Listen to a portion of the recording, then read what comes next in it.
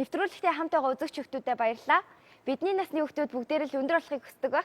За тийм учраас бид өнөөдөр өндөр болох талаар ярилцах гэж байна. Өнөөдрийн зочноор 84 дугаар сургуулийн биеийн тамирын багш Лавга ах маань болон 28 дугаар сургуулийн 9-р ангийн сурагчид маань хүрэлцэн ирсэн байна. Би өөрөө бол дундаж өндөртэй хүн. Тийм болохоор би одоо хүүхэд ахуй насандаа байхдаа одоо өөрийнхөө гинэн занаасаа болоод юу гэдэг өөрийнхөө өндөртэй өрөөс анхаардаг байсан. Яг би зөнгөөрөө өсчих байх гэж өөрийгөө их тайвшруулдаг байсан. Одоо би болохоор 25 настай, яг миний өсөх хугацаа бол зогссон. Тэгэхэд би одоо өөрөө эргээд юу гэж өөртөө одоо харамсдаг байх юм ч хайшин тийм ээ. Юу гэж боддог вэ гэхээр би одоо байгаагаасаа бас 5-аас 10 см-ээр өндөр байхыг хүсдэг. Ийм утгаараа би одоо ингээд яг өсвөр насны хүүхдүүдэд зориулж тийм ээ өндөр болох ямар боломж байна, ямар гаргалгаа байгаа гэдгийг одоо хүүхдүүдтэй онлайн маягаар онлайн хэлбэрээр заая гэж шийдсэн юм аа. Тэгээ би өөрөө одоо Лавга 23 гээд нэртэй YouTube хуудас хөтэлдэг. Бас High Jump Mongolia гэсэн нэртэй пэйж хуудас хөтэлдэг. Тийм болохоор би энэ хоёр хуудасаараа дамжуулаад одоо хүүхэд багчуудаа насанд хүрэгчдэд зориулаад дасгалын бичлэг хүргэдэг байгаа. Тийм болохоор одоо миний өнөөдрийн ярилцах сэдэв маань бол өндөр болох, хэрхэн өндөр болох талаар л чиглэсэн яриа болно гэж бодож байна. Манай найз одоо 12 настай. Гэхдээ 177 см. Одоо ямар ч бараг хөдөлгөөхгүй зүгээр яж гал өсөд идэг. Энэ одоо юуны талаар юм бэ? Өндөр болох гэдэг ойлголт маань өөрөө маш олон хүчин зүйлээс шалтгаалдаг. Багш та нарт яг маш ойлгомжтой хэлж өгье. Нэгдүгээр хоол хүнснээс шалтгаална. Хамгийн чухал удамшлаас буюу генээс шалтгаална. Унтаж амарч байгаа нөхцөл байдлаас шалтгаална. Мөн хамгийн чухал зүйл амьдралын хэм маяг хөвчлээс шалтгаална. Бас эсвэргээрээ дасгал хөдөлгөөн энэ хүүхд хийд юм уу? Биедээ анхаард юм уу гэдгээс бас шалтгаална. Тэгтэл энэ хүүхд маань бол саяны охины асуусан асуултаар болохоор дасгал хөдөлгөөн төдийлөн хийдгүү гэж байна. Тэгсэн мөртлөөсөө 12 настай мөртлөөсөө 177 см өндөртэй гэж байна. Энэ нь магадгүй тэдний удамд ямар нэгэн өндөр хүн байгаа учраас тийм өндөр байсан байх гэж бодож байна. Эсвэл тухайн хүүхдийн амьдралын хэм маяг хөвшил чинийхээс арай дэс өөр ондоо байсан байх. Яг одоо өсөлтийн даавар нь илүү их чамааг бодох юм бол илүү их хурдан хугацаанд ингээд ялгараад өндөр болж байгаа гэж би бол хувьдаа бодож байна. Эрэгтэй эмэгтэй хүүхдүүдийн хамгийн их хурдан өсдөг нас гэж яддаг штэ. Яг эрэгтэй эмэгтэй хүүхдүүд хэдээс хэдэн насны хооронд илүү хурдтай өсдөг юм бол? За эмэгтэй хүүхдийн хувьд бол яг 11-ээс 13 нас энэ наснд бол хүүхд бол хамгийн хурдан яг өсөлтийн хурдс нь маш хурдтай байдаг. Эрэгтэй хүүхдийн хувьд болохоор 12-оос 14 нас энэ насндаа хүүхдээс маш хурдан хурцтай өсдөг. Тэгэхдээ яг энэ дэлхийн олон судалгаагаар дүгнээ үзэхэд бол эрэгтэй хүн 25 нас хүртлээр, эмэгтэй хүн 23 нас хүртлээр өсөх боломжтой гэж үздэг. Хүүхэд багчуудтай хандаад хэлэхэд бол 20 нас хүртлээр хүн яг өсөлт нь маш хурдтай байдаг. 14 нас хүрлээ түүнээс хойш дахиад 6 жилийн дотор яах нь яг дундаж хэмжээний хурдаар 20 хүртлээр өснө. Харин 20-оос хойшоо өсөлт маш бага байдаг. 1-2 см өсөх боломжтой байдаг. Гэт манай эцэг их надад сакс бас волейбол тоглохыг их зөвлөдөг л дөө. Гэтэ би сонирхоход тоглодоггүй байхгүй юу? Дасгал хийснээр би түрүү хэлсэнтэй хүний бие бэлдэр давхар хөгжиж идэг. Бие галбирч идэг.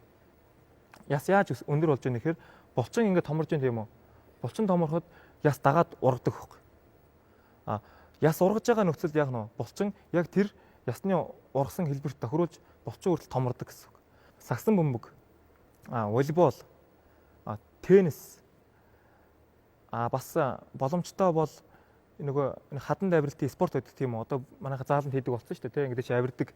Энэ спорт. За тэгээд ерөнхийдөө өсрөх хөдөлгөөн хийдэг, дээш тэмүүсэх хөдөлгөөн хийдэг ямар ч төрлийн спорт хүнийг маш өндөр болгоход тусалдаг. Багш нь чамд гэж зөвлөхөд чи сагсан бөмбөг волейболын спортоор заавал хичээлээсэй гэж хүсэж байна. Бас энэ хүүхдүүдэд хандаж хэлгээд. Багшаа энэ манай найз сагсан бөмбөг тоглохгүй мөртлөөс амар өндөр юм аа гэлэгдэг тий. Эсвэл багшаа би одоо ингээд бараг зөндөө олон жил сагсан бөмбөг тоглолоо. Тэгсэн мөртлөөс ерөөсөө өсөхгүй ингээд гэдэг тий. Хэдийн хүрээний олон дасгал хөдөлгөөн хийгээд хэдийн хүрээний олон амин дэм мэдээд шин тэжээлтэй хоол хүнс хэрэгэлсэн ч гэсэн унтаж амрах цаг чинь маш баг богинохон байх юм бол чиний нөгөө нэг өмнөх өдөр хийсэн бүх юм чинь ингээд талаар байхгүй л гэсэн. Өндөр болохын тулд ямар хоол хүнс хэрэглэх ёстой вэ? За, өстой сайхан асуулт энэ хүүхдүүдэд. Өндөр болохын тулд яг ямар хоол хүнс хэрэглэх ёстой вэ гэж нэмэлтээр тийм ээ. Өдөрт дунджаар хамгийн доод тал 1 литр ус уух хэрэгтэй. Ус ууснаар хүний биеэс хорд бодис гадагшилдаг. Хүний өсөлтийн дааврыг хурдцыг маш хурдан байлгаж өгдөг. Ямар ч саад учруулдаг гэж байгаа. Хүний биед байдаг хорд бодис болохоор хүний биед байгаа тэр өндөр болох гэдэг тэр хурдцыг тэр хорд бодисууд маань яах нь саармагжуулдаг гэсэн үг. Сүү бас сайн ууж явах хэрэгтэй. Сүү бол одоо кальциар баялаг, амин димээр баялаг тийм ээ. Яс гэдэг чинь бол өөрөө кальц гэдэг ойлголтоос бол шууд хамааралтай. Тийм ээ. Тийм болохоор одоо сүү уухаар хүний ясны хөгжил маш сайн болдог, яс сайн бэхждэг. Уургаар баялаг хоол хүнсний бүтээгдэхүүн хэрэглэх хэрэгтэй. Уургаар баялаг гэхээр одоо бид нэр юу идэж болсон нь? Загасны мах идэж болох нь, дахианы мах идэж болох нь, өндөг идэж болох нь, тийм ээ. Мах дундаас одоо үхрийн мах бас их уургаар баялаг, ногоо хэрэглэж болох нь. Олон төрлийн амттай ногоо байдаг тийм үү? Энэ бүгдийг хоолндоо чи ингэж аав ээжтэй хэлээд аав ээж би өнөөдрөөс одоо ийм хоол хүнсэндээ ийм зүйлийг ингэж нэмж хэрэглэмээр байна. Манайд одоо энийг авах боломж юу байгаа вэ аав ээжээ гэд. Тэгмэл аав ээж чинь чамд дэмжинэ тийм үү? Аав ээж би энэ шөлтөө хоолн дээр одоо хажууд нэг ганц өндөг ингэж идчихье. Эсвэл нэг шөлтөө хооллогоо ихтэй дахианы махаар игээд идчихье. Аав ээжээгээд аав ээжтэй санал тавь. Одоо эмэгтэй хүмүүс одоо ямар нэгэн баяр наадмаар ингээ өсгийтэй гутал өмсөд одоо ингээ өндөр болж болно. Харин эрэгтэй хүмүүс одоо ямар аргаар тэгж одоо өндөр харагдах боломж байгаа. Тий. Нэг өнгийн ууц хүмүүс хэрэгтэй. Жишээ нь костюм пинжак. Дээдл нь одоо хар өнгөтэй костюм пинжак, өмд нь хар өнгөтэй тийм пинжак өмсөх хэрэгтэй. Костюм пинжак. Хослоор яг нэг өнгийнх. Судал модалтаач нэг өнгийнх. Тэр нь чамайг өндөр харагдуулдаг. За тийм боломж байхгүй байх юм бол юу гэх нөө? Нэхгүй цагаан өнгө цамц. Им мөр зүрн ингээд юу та мөр гарсан тийм үү? Цагаан өнгө цамц. Тэ? Өмд нь бас тийм гэгэлэг өнгө өмд. Тэгвэл чи яах нь өндөр харагдана. Бас Air Max Kate гэдэг те. Тэр Kate ингээд яг ингээд уртлын үлмэнээс өсгөрөө явахаар өндөр болцдог доо. Тим Kate өмсөх хэрэгтэй. Тим Kate өмсөх юм бол чиний өндөр 155 байвал чи тим Kate өмсөд 159 бол. За чам тим Kate байхгүй бол яах нь? Бас нэг дараагийн арга. Өсгийн одоо зузаан уловч өмсөх хэрэгтэй. Уловч ойлгож байна уу? Гутландаа уловч хийлэхээр яах нь? Би гიშгэлээ энгийн уловчтай харьцуулахад 2-оос бүр 3 см өндөр болох боломжтой. Ангийнхан чангаас хүүж ямар өндөр болсон. Тэ? За тэгээд багш нь ингээ хэлэхэд яг энэ бүгдийг хэрэгжүүлэх бол чинь нэлээд өндөр харагдана. Бас өндөр харагдах нэг арга бол хамгийн чухал арга хүүхдүүдтэй. Цэх байх. Цэх. Ингээд цэх нуруу их гэсэн үг.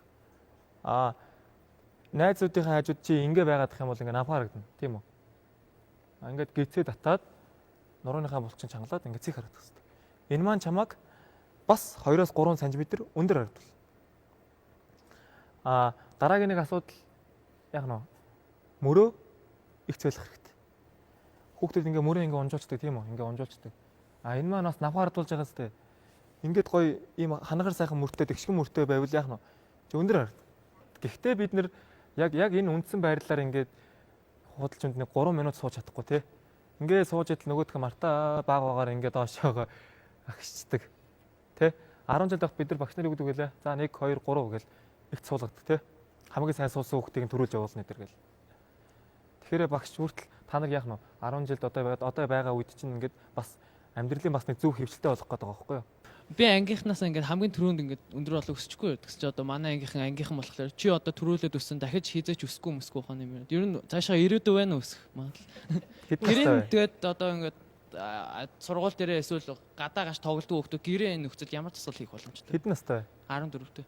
14 настай өндөр нь 176. 176. За 14 настай хүүхд 176 см байна гэдэг маань бол одоо яг Монгол хүний дундаж өндөрөөсөө тий дундаж өндөрөө ингээ биелүүлсэн байна гэсэн үг. Нэг бодлын ангийнхын хүүхдүүдийн одоо чамд зүгээр тийм хөөрхөө нэг хүүхдэд цагаахан атаархал яваад байгаа байхгүй тий. Чи угаасаа өсөхгүй гэх тэр хүүхдүүд чи өөрсдөө ингээ тайвшруулж байгаа байхгүй. Түүнээс ш одоо тэр хүүхд одоо ямар зүн бэлэгч биш ямар тэр хүүхд эрдэмтэн биш чиний өсөхгүйг хинч мэдэхгүй шүү дээ. Та YouTube дээр ингээд өндөр болгох дасгалууд тавьдаг штэ. Тэгээд одоо биднэрт одоо 2 3 одоо дасгалыг зааж өгч болох уу? Тэгээ мэдээж болдгоо яг уу. Одоо би та бүхэнд одоо энэ ард харагдаж байгаа миний дасгал байгаа. Эдгээр дасгал нь бол өндөр болоход хамгийн их тусламжтай үр өгөөчтэй дасгал байгаа гэсэн үг. Гэртээ ажил дээр гадаа хаач хийх боломжтой хамгийн чухал гэсэн 10 энгийн дасгалууд нь таны өндийг нэмэхэд тус тоолно. Өдөр тутам тууштай хийж чадвал таны өндөр нэмэгдэнэ гэдэгт итгэлтэй байна. Ингээд даслуудаа хамтдаа үзцгээе. Эхний дасгал уул байрлал. Хоёр гараа газар тулан таас дээш өргөгдсөн байх ёстой. Өвдөг газар бүрж өгөхгүй шулуун байна. Гар хоорондын зай мөрний хэмжээнээс хэтэрхгүй байх. Өсгий газартаа нийлсэн байна. Хөндий байж өгөхгүй. Энэ хамгийн чухал шүү. Мөн хөлний ард талын булчингуй буюу хилбэний ирээн булчин, гуйны арын булчин сунгаж өгдөг дасгал юм аа. За 1 минутаар 3 удаа хийх ёстой. Дунд амралтын секунд нь 20 секунд. Хоёрт кобра могоо. За энэхүү байдал нь далаа сайн хавчиж өгнө. Хөл хоорондоо нийлсэн байх ёстой. Цээж аль болох дээшээ сайн өргөж сунгаж өгөх хэрэгтэй. Амьсгалаа зүг гаргах хэрэгтэй. Гар дохооны үеэр шулуун байх ёстой. Энэ дасгал нь нурууны ясны уян харимхай чанарыг сайжруулдаг. Мөн цээж мөр хэвлийн эзний булчин бүхэлдэн сонгоход тусалдаг байна. Гуравт муур байрлал. Муур шиг өстой ий байрлал аавна. Анхаарах зүйл гэвэл хамгийн сайнараа нуруугаар бүгдийлгэж дээш өгөх хэрэгтэй. Энэхүү дасгал нь нурууны булчин сунгаж өгдөг асуудалтай байгаа. Дөрөвт. За энэхүү дасгал нь баруун хөл урд, зүүн хөл хойно байрлал нь дараа нь хөлний байрлалаа солино. Сайн сунгаад өгөх хэрэгтэй. Далаа цай бүр тултлан дээд зэгтний үүсгэх хэрэгтэй. Гараа дээш нь өгөж муу адил сунгаж өгнө. Өвдөг газар гүйж өгөхгүй. Нуруу аль болох цэг байх. Өндөр болоход хөлний сунгалтын эдгээр дасгалууд маш чухал байдаг. Топ. За энэхүү дасгалын хувьд хамгийн нэгдүгээр амьсгалаа хамгаалсан зөв гаргаж болох ёстой. Тэгвэл илүү сунгалтай сайн хийж чадна. Эхлээд 8 тоонд булчингаа дасгаж байгаад дараа нь 20 тоон буюу 20 секунд дээд зэгт нь хүргээд барих ёстой байгаа. Энэ бас маш чухал дасгал. Хөлний арын хэсгийн булчинд маш их зочирлыг өгч байдаг.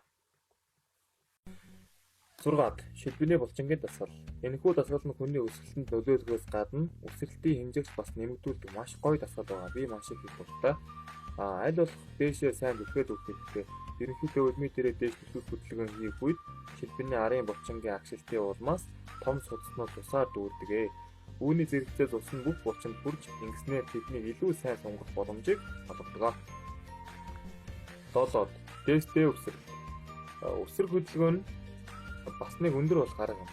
Тийм ч учраас дээштэй өсрэлт хийх чухал дасгал нэг өсрөх хөдөлгөөн хийхэд хүний биеийн ихэнх булчин ажиллаж цочролд орж байдаг.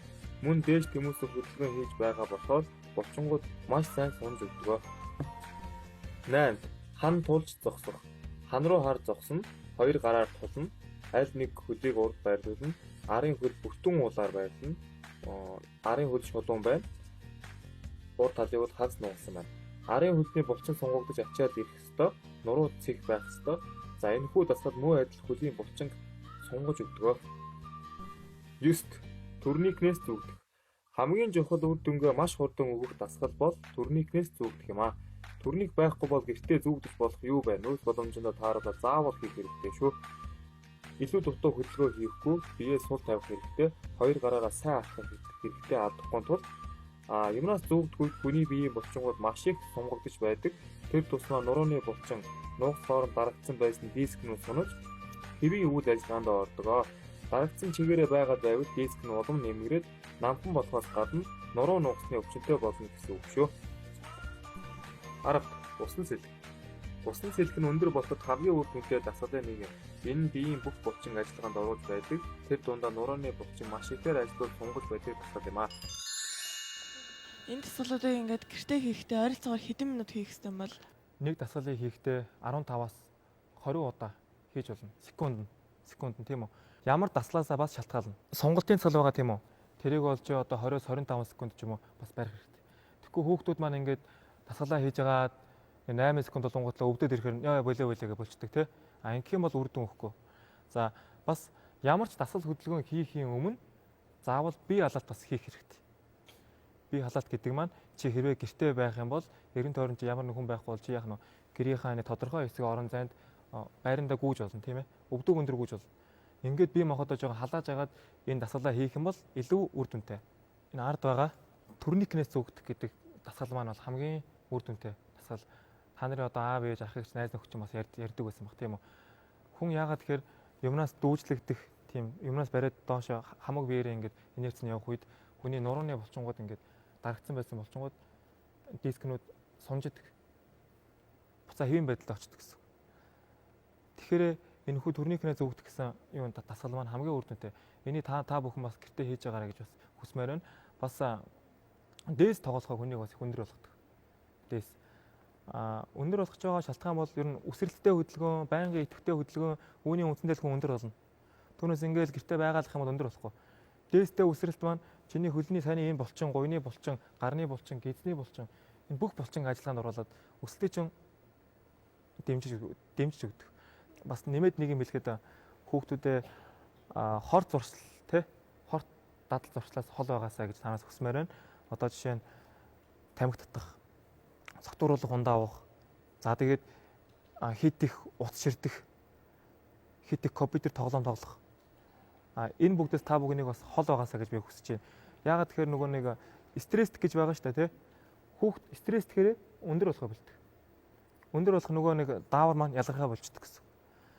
Чинь одоо миний гэр бүлд ингээм амар олон асуудал даав жир маань ингээд байнга хэрдэл намаа байнга ингээд загнаад байх юм бол би юу нөгөө өндөр болох байтугай таслаж хийж чадахгүй, хоолойч хийж чадахгүй, ууралж стрессээр байгаа таарна тийм үү. Тэгэхээр гэр бүлийн бас орчин хамгийн чухал. Хүмүүсээр яагаад өсөхийг хүсдэг юм бол? За энэ бол их гоё асуулт байна. Хүн болгон өсөхийг хүсдэг. Тэгтээ бас зарим нөгөө хүмүүс бол өсөхийг хүсдэггүй хүн гэдэг бол зүгээр огт намхан бай гэсэн үг биш байхгүй юу. Зүгээр яг ингээд дундаж өндөртөө хүрчлээ. Одоо болоо. Би энэс илүү өсөж яах юм. Тэр утгаараа энэ үг асуусан гэж бодож байна. Түүнээс одоо ингээд би ийм өндөртөө байгаа юм чи өнөөс хойш өсөхгүй гэж тийм байдлаар асуугаа байх тийм ээ. Яг дундаж өндөртөө хүрсэн бол болоо. Одоо би өсөхгүй. Би ямар дээшээ гарч юм авах гэж байгаа хүн байгаа биш гэж тэр хүүхд бас бодож байна. Тэгтээ хүүхд болгон энэхэд бол сайн хоол тэжээлээ идэж уугаад одоо манай нэвтрүүлгийн гол зорилго маань бол хэрхэн өндөр болох талаар ярьж байгаа учраас бас миний өнөөдөр ярьсан зүйлсийг сайн амьдралдаа хэрэгжүүлээрэй гэж хүсмээр байна.